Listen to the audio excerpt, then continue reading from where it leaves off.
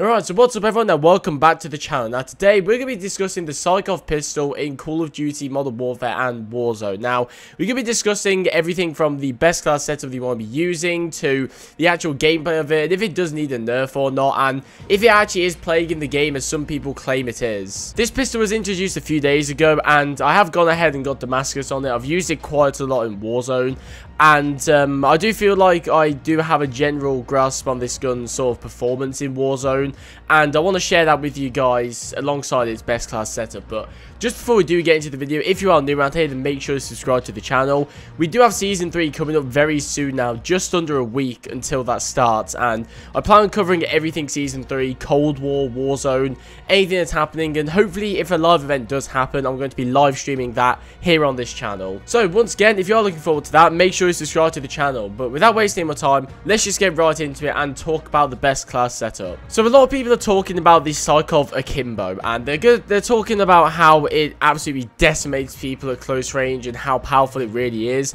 And I'm here to tell you that I personally think that having one Sykov is better than two. And the reason I say that is mainly due to the hipfire with the Akimbo setup. However, I'm going to be providing two class setups for the Sykov pistol. The first one is just a single Sykov and the second one is Akimbo. So here on screen is the single Sykov. We have a monolithic suppressor. We have the Sorokin 140mm auto barrel, the tac laser, the 80-round drum mag, and finally the VLK Elite rear grip. Now obviously we have the monolithic suppressor because you need that on pretty much every gun that is a Modern Warfare gun for that extra range. We have the fully automatic barrel because that is what you want to be used on this pistol. Tac laser for ADS speed, 80-round drum mags obviously for magazine capacity, and the VLK Elite grip is for recoil control. Now, I have seen people say that you can use a stock on it, but I prefer to have a grip because it doesn't hinder your movement that much at all, and it does give you a good recoil control boost.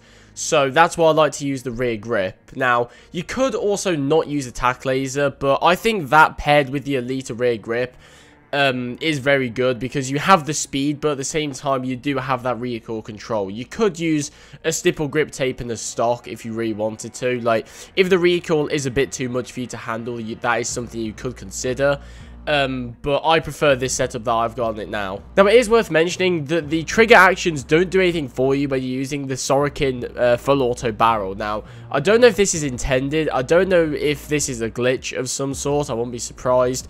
But it is worth saying that this doesn't do anything for you, so try and avoid the trigger actions as much as you can when using the full auto barrel. If I could increase the fire rate while using it, I probably would, but at the moment there is no way to do that, so keep that in mind. So here on screen is the Akimbo Sykov setup. Now everything is pretty much the same, apart from the laser is a 5mm laser, and we don't have a rear grip on, instead we have the Akimbo perk. And obviously the change is very obvious here, Akimbo so we can have two of them, and the laser so we can have a tighter hipfire spread. Now, I personally don't think that this one is worth using. I think the single one is actually better than the dual wield one. The reason I say that is because, yes, at close range, the Akimbo Sykov is objectively the best thing in the game. It has like a 200 or 300 millisecond time to kill, which will probably be changed during Season 3's launch. But the problem is with this is that it's useless beyond like 5 to 10 meters. Like, if you're right up close and personal with someone with two Sykov pistols, you're going to absolutely annihilate them. Like, they're not even going to stand a chance. They might not even knock your armor unless they've got a shotgun, and even then you'll probably kill them.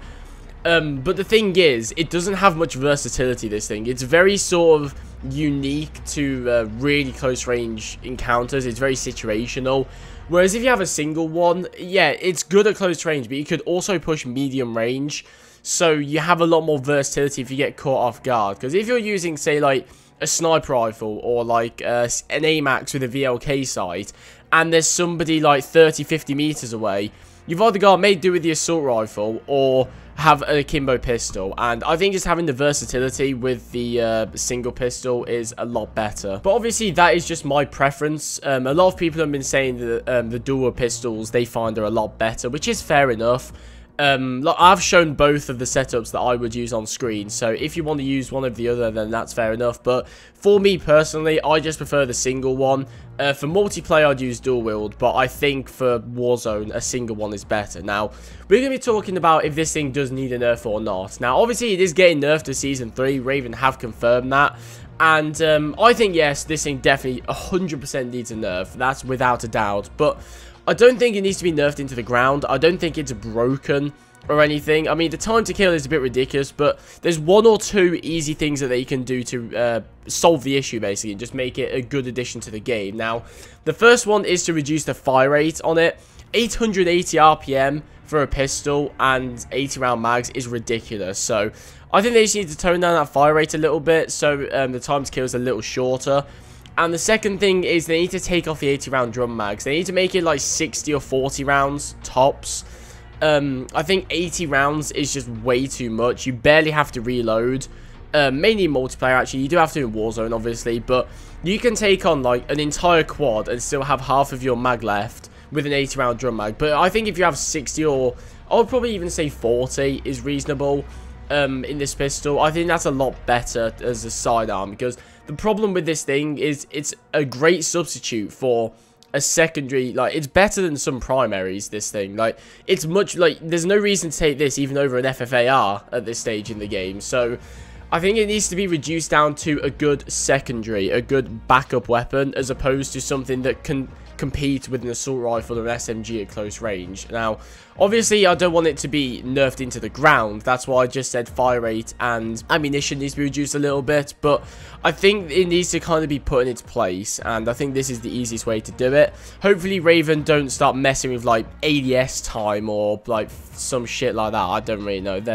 They're not very smart when it comes to nerfing things. We saw that with the AUG FFAR nerf, but hopefully they can nerf this in the correct way. But overall, I really love the Sykov pistols. I've been waiting for a fully automatic pistol since the launch of the game came out, and it would have been cool to see a full auto mod on the X16, because that thing is based off the Glock, and that is like a real life thing you can have on that. So that would have been cool to see. But I'm glad we finally got a full auto pistol in the game. But with that, that's going to do it for today's video. Thank you for watching. If you've enjoyed it, make sure you leave a like and also subscribe to the channel if you are new around here. And yeah, I'll see you guys in the next one.